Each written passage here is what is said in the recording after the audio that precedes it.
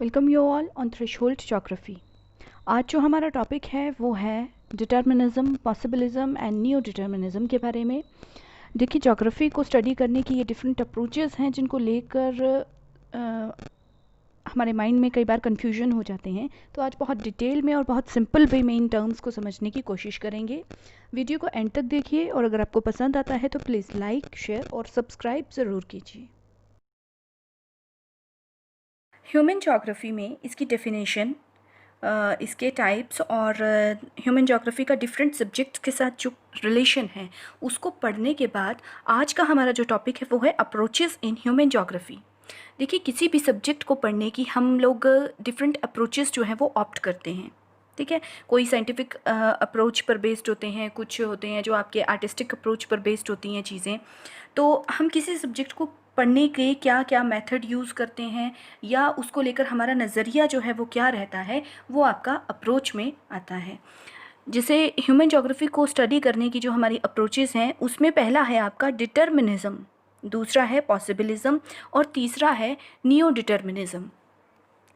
जानते हैं ये शब्द क्या हैं और किस तरह से ये एग्जिस्ट किए हैं। सबसे पहला है आपका एनवायरनमेंट डिटर्मिनिज्म।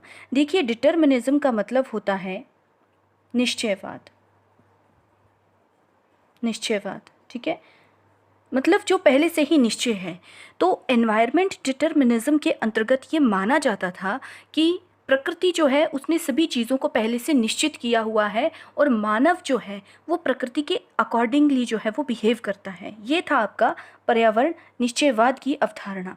जैसे जैसे ज्योग्राफी इवॉल्व हुई है, डिफरेंट जोग्राफर्स ने उसमें अपने योगदान दिए, तो सब्जेक्ट को पढ़ने की अप्रोच जो थी हमारी वो भी बदलती चली गई। जो सबसे पुरानी अप्रोच है वो क्या है आपकी एनवायरमेंटल डिटर्मिनिज्म ही, क्योंकि पुराने टाइम में क्या था, इंसान जो था वो प्रकृति से डरता था, वो अपनी एक्टिविटीज़ जो था वो उसके अकॉर्डिंग ढालता था। फॉर एग्ज़ाम्पल, आप आदि मानव को अगर देखें तो आदि मानव की जितनी भी एक्टिविटीज़ हैं वो कैसी हैं, वो नेचर से इंस्पायर्ड है, नेचर ही उसको क्या करती है, डिटरमाइन करती है।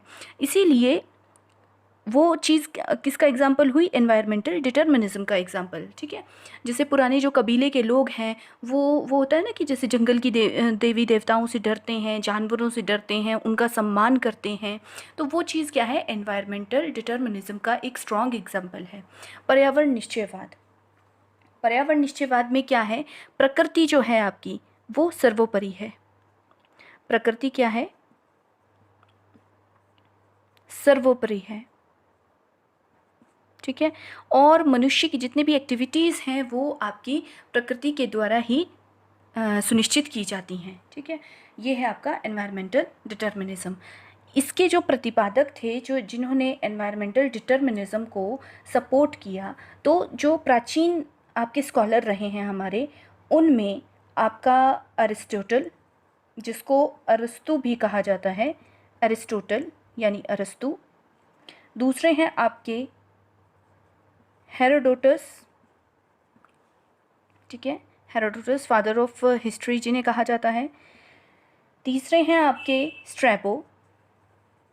ठीक है, ये हैं आपके एंशियंट स्कॉलर्स, या जो बोले कि प्राचीन स्कॉलर्स जिन्होंने पर्यावरण निश्चयवाद की अवधारणा को सपोर्ट किया है। एरिस्टोटल, हेरोडोटस और स्ट्रैबो के नाम उसमें प्रमुख हैं। इसके अलावा अगर हम मिडिवल टाइम में देखें तो अल मसूदी,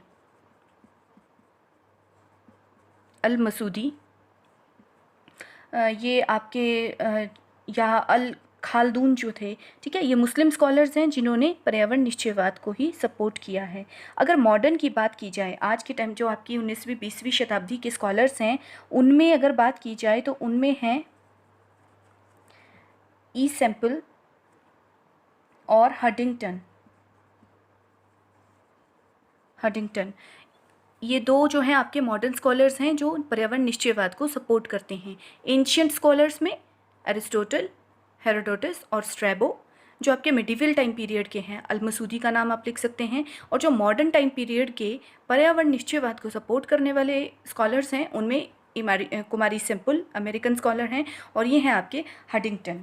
इन्होंने पर्यावरण निश्चयवाद को सपोर्ट किया है। पर्यावरण निश्चयवाद क्या कहता है कि मनुष्य प्रकृति का दास है और मनुष्य की जितनी भी क्रियाएं हैं वो प्रकृति के द्वारा ही सुनिश्चित की जाती हैं।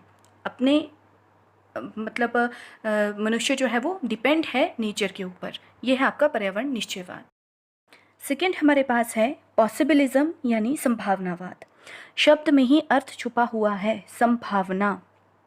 संभावनावाद क्या कहता है? देखिए, एनवायरमेंट डिटर्मिनिज्म में ये कहा जाता था कि मनुष्य प्रकृति का दास है और मनुष्य की सारी प्रक्रियाएं जो हैं वो प्रकृति के द्वारा ही सुनिश्चित की जाती हैं।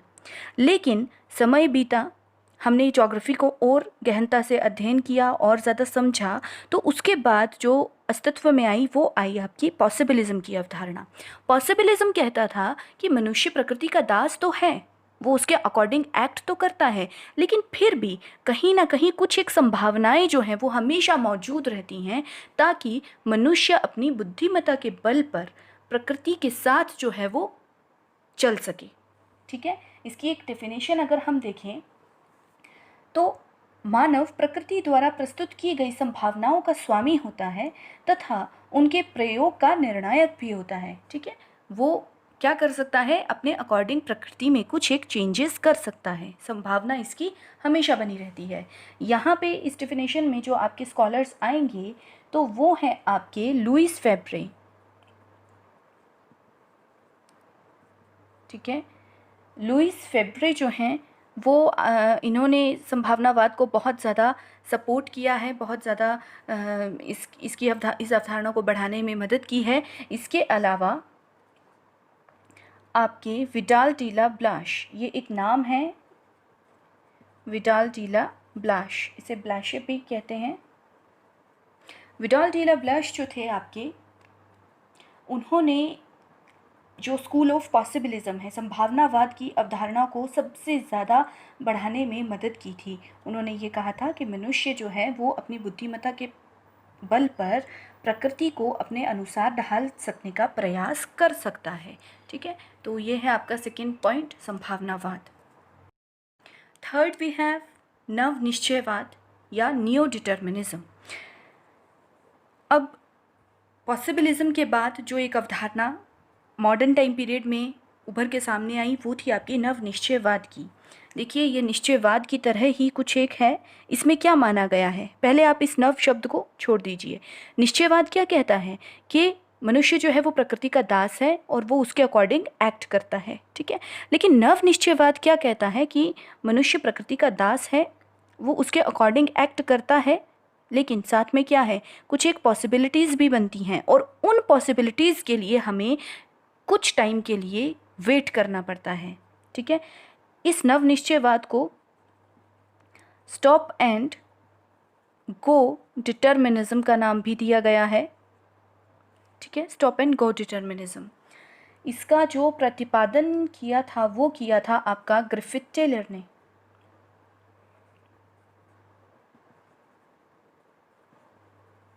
ग्रिफिथ टेलर जो थे वो इसके प्रतिपादक थे स्टॉप एंड गो डिटर्मिनिज्म के, जिन्होंने इन दोनों अवधारणाओं का मिक्सचर और थोड़े से ट्विस्ट के साथ स्टॉप एंड गो डिटर्मिनिज्म को पेश किया। उन्होंने कहा कि मनुष्य जो है वो प्रकृति के अकॉर्डिंगली एक्ट करेगा, साथ ही साथ उसमें कुछ एक चेंजेस भी कर सकता है, लेकिन उन चेंजेस के लिए हमें क्या रहना पड़ता है, कुछ समय के लिए वेट करना पड़ता है। इसीलिए इसे स्टॉप, कि जब सिचुएशंस हमारे अकॉर्डिंग नहीं है तो हमें रुकना चाहिए, और उसके अकॉर्डिंगली जब सिचुएशन हमारे फेवर में आएंगी तब जाके हमें विकास के कार्यों के प्रति जो है वो अग्रसर होना चाहिए। इसकी जो आपकी कंपैरिजन है वो एक ट्रैफिक पुलिसमैन से की गई है।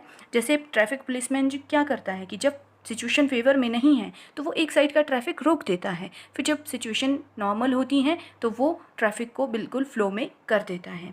मनुष्य को भी उसी तरह करना चाहिए। देखिए, जैसे आज के टाइम पे हमें ज़रूरत किसकी है, स्टॉप एंड गो डिटर्मिनिज्म की बहुत ज़रूरत है।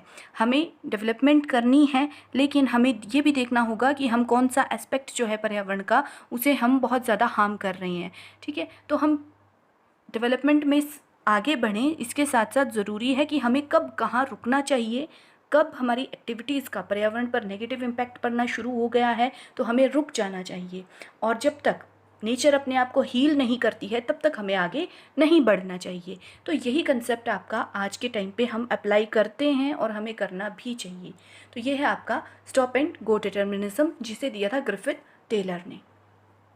आई होप आपको ये तीनों कंसेप्ट जो हैं, ज्योग्राफी की अप्रोचेस जो हैं, वो डिटेल में समझ आ गई होंगी। यहाँ आपको सिर्फ इसकी डेफिनेशन, साथ में इन अप्रोचेस से जुड़े हुए जो आपके जोग्राफर्स हैं जिन्होंने इसको प्रमोट किया है, जिन्होंने इसको बढ़ाया है आगे, उनके नाम याद करना ज़रूरी है।